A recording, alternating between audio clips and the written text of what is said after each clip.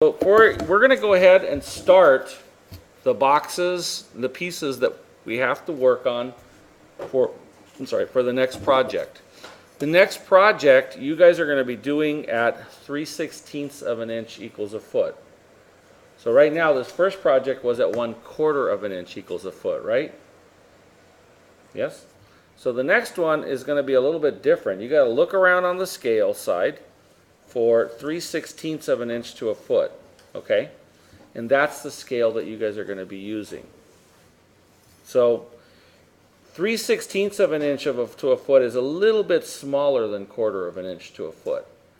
So when I take like a box like this and I measure it at 3/16 of an inch to a foot, it's going to say that this box is 16 feet wide, okay? And it is 16 feet tall. And it is 20 feet long, okay? So here's the deal. Up on the board are a whole bunch of boxes that have to be made, okay? So for Tuesday, I need you guys to produce all of those boxes. And there's a lot of them, all right? So, let's see if I can, no, it's already on canvas, so you should, oh, yeah.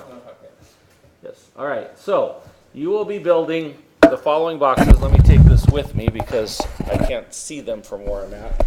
Somebody turn the lights off, the front lights. Turn the front lights off, I might be able to see it.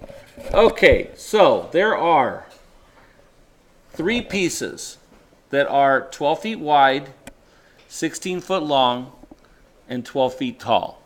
So one thing that you guys need to make a note of is that dimensions are usually given in length and width, and then the third dimension is usually the height, okay?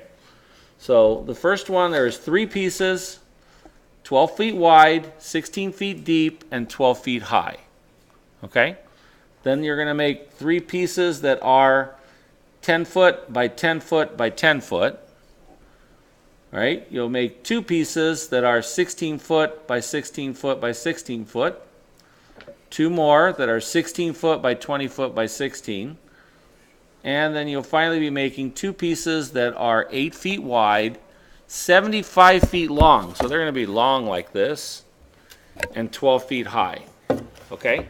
So that is a bunch of sort of not rote memorization, but just practice work in cutting boxes. Okay, I already showed you over there that what we're going to be doing with these boxes is going to be colliding them and creating a hillside residence out of them. But in order to get started with this process of creating these aggregated forms, we have to have the basic boxes made. Okay? And so I will not kid you, this is a lot of work. Okay? So it is going to take you quite a bit of time, so do not delay on this. Start tonight. Okay? Do not wait until next week to try and get this stuff all done on Monday. It takes a long time to build all these boxes. Okay? One thing that's also going to be a little bit different is that I'm asking for 1/8 inch foam core instead of the 3/16 foam core. Okay? It's a little bit thinner than this one. Okay?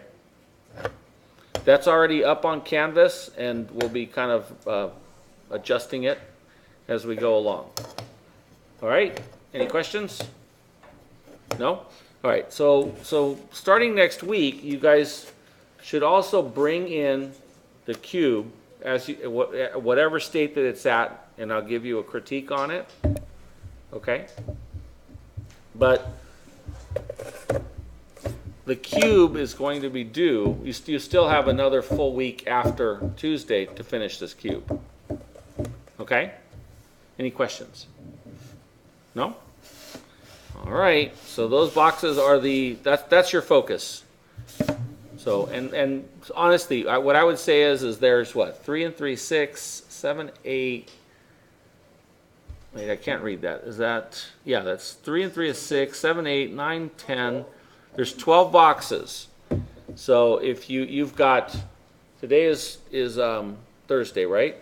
So you got, so if you can, get started tonight. So you make 2 boxes tonight, 2 boxes Friday, 2 boxes Saturday, 2 boxes Sunday, and then you got 4 boxes to make on Monday. Okay? Now some of them are tiny.